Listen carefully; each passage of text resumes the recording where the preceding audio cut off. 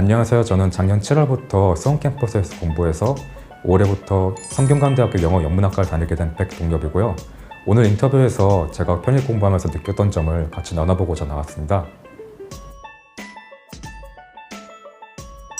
네, 일단 어휘는 편입 공부에서 제일 중요한 게 어휘고, 그 다음에 어휘는 독해나 논리 그런 거와 달리 딱히 중요한 시기가 없이 그냥 다 중요하거든요. 그래서 앞으로 6개월 내내 계속 어휘 붙잡고 계셔야 할 텐데, 어휘는 단순 암기잖아요. 그래서 지금부터 너무 많이 외우고 좀 억지로 외우면은 나중에 또 까먹고 그런 식으로 계속 밑 빠진 독에 물 새듯이 그렇게 될 거예요. 그러니까 지금은 너무 목표를 높게 잡지 마시고, 일단 김영에서 나눠주는 MVP 교재에서 별 3개짜리는 빠뜨리지 말고 외워야겠다, 이런 식으로 낮은 목표부터 잡고 가신 다음에 이제 9월, 10월부터 별 2개, 별 1 혹은 어려운 난이도 단어도 차근차근 외워나간 걸 추천드리고요. 그 다음에 11월부터나 12월부터는 이제 각각 대학별로 기출 단어들을 공부하게 되실 텐데, 중앙대나 서강대처럼 좀 고난이도 어휘들은 따로 어휘지를 뽑거나 아니면 교재를 추가로 구입하셔서 공부하시는 걸 추천드립니다.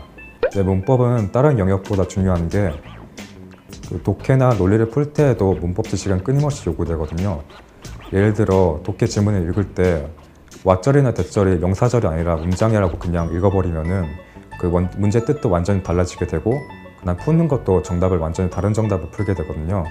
그렇기 때문에 문법 지식은 9월 달에 문제풀이 들어가기 전까지는 무조건 마스터해야 한다고 생각하고요. 그래서 저는 7, 8월 동안에는 학원 수업이랑 편머리 기초를 병행하면서 문법 기초를 완전히 다져놓은 게 좋다고 생각합니다.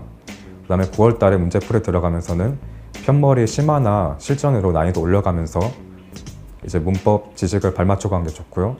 그 다음에 12월 달에 실전 들어가게 되면은 이제 각 학교별로 기출문제를 모아서 풀게 되실 텐데, 거기서 각 학교가 선호하는 문법 문제가 무엇인지 파악하고 들어가는 게 가장 중요하다고 생각합니다. 편입 독해는 이제 양도 많고 난이도도 어려운 편이기 때문에 이제 많은 사람들이 지문 전체를 읽기보다는 일부분만 읽어서 답을 빨리 캐치해내려고 하는 경우가 많거든요. 예를 들면은 강사분들이 스킬이라고 하잖아요. 첫 부분만 읽고 답을 캐치해낸다든가, 아니면 버시나 하와이어 같은 역접 뒤에만 읽은 다음에 주제를 이제 추론해낸다든가. 근데 저 같은 경우는 11월 달에 실전 문제풀이 들어가기 전까지는 그런 스킬들에 의존하지 않고 최대한 이제 지문 전체를 통독하면서 하나하나 짚고 넘어가는 식으로 공부를 했거든요.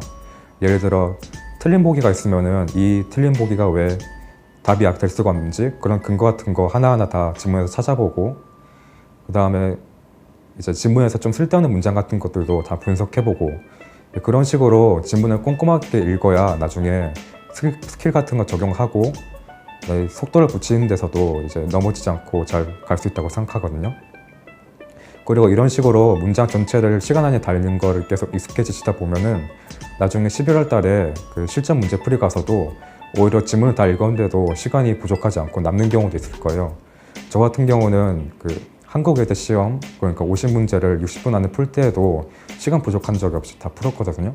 이게 아마 이제 스킬 같은 거에 의존하지 않고 지문 전체를 최대한 꼼꼼하게 읽는 방식에 익숙해져서 그런 것 같아요. 논리는 이제 어휘나 문법처럼 단순 암기과목도 아니고, 그다음 독해처럼 문장 뜻을 다 안다고 해서 저절로 답이 나오는 과목도 아니잖아요. 그래서 저 같은 경우는 논리는 스킬에 의존하기보다는 최대한 제 사고력을 키우는 쪽으로 공부를 하는 게 중요하다고 생각해요. 예를 들어 어떤 교수님들 같은 경우에는 버시나 하와이어 같은 역접이나 아니면 플러스 마이너스 같은 기호로 논리 지문을 수학 공식 풀듯이 접근하시는 분들도 계시는데, 저 같은 경우는 한국 비문학 지문이나 소설처럼 최대한 자연스럽게 읽어본 다음에 거기서 인과관계를 도출해내는 식으로 읽으려고 했거든요.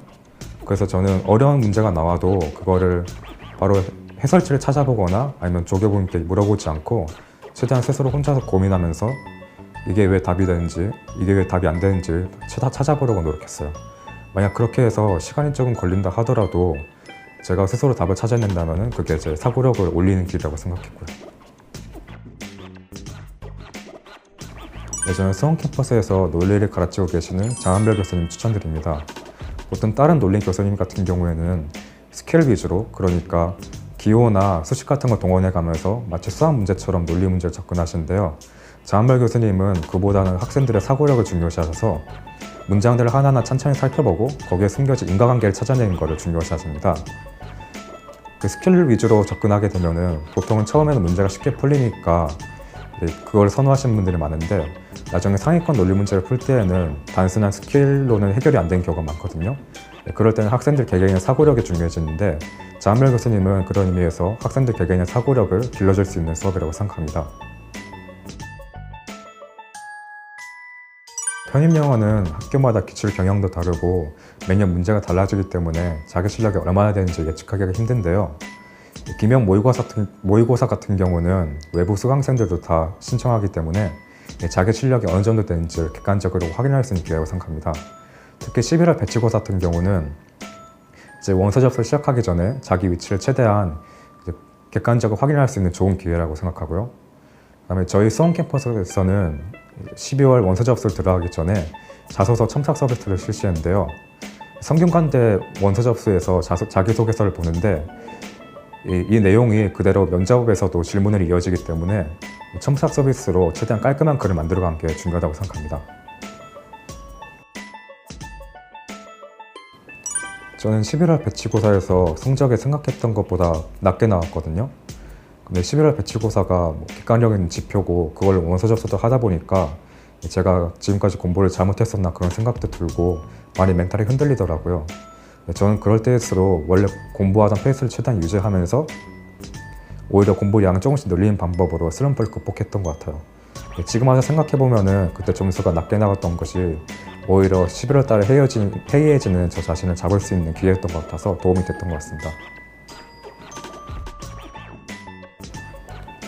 네, 12월 달에 이제 시험 몇 개 끝내면은 뭔가 다 끝난 것 같고 앞으로는 공부 안 해도 될 것 같아가지고 많이 해이해지고 느슨해지는데요. 그럴 때일수록 원래 공부하던 대로 이제 페이스 유지하는 게 가장 중요하거든요.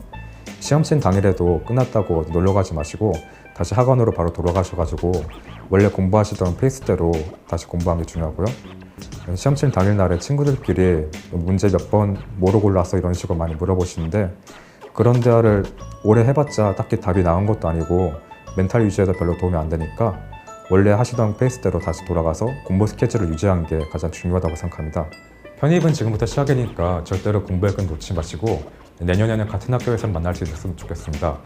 수험생 여러분 화이팅!